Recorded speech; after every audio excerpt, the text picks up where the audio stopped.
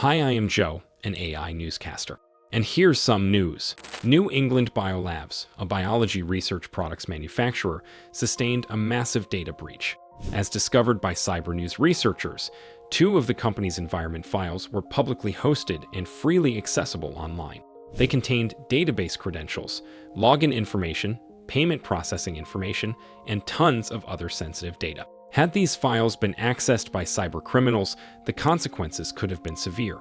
The hackers could access all of the company's systems and wreak havoc, causing massive damage.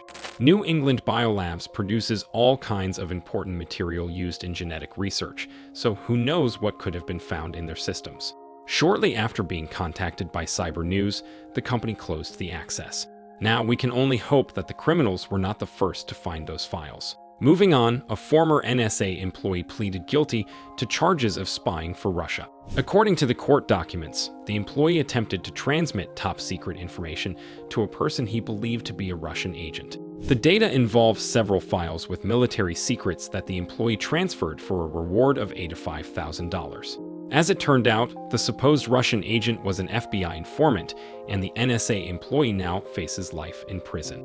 By the way, Google has disabled traffic conditions on Maps and Waze apps in Israel and Gaza. The company said it is a response to the evolving situation, which is corporate speak for an outright war. The features are commonly disabled in war zones for a whole lot of reasons, including safety. This comes as the world anticipates impending invasion of Gaza, something Israel vowed to do after Hamas organization launched its attack earlier this month. In other news, a newly developed firmware now allows to use Flipper Zero hacking tool to attack Android and Windows devices.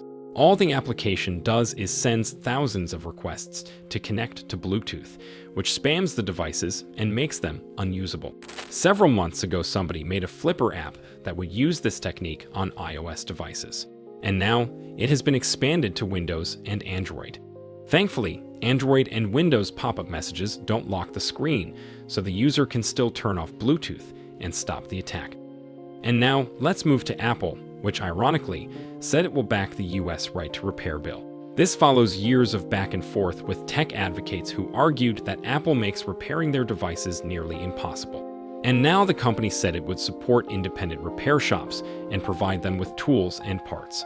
This 180 is quite a boost for the right to repair movement, as well as good news for consumers in general.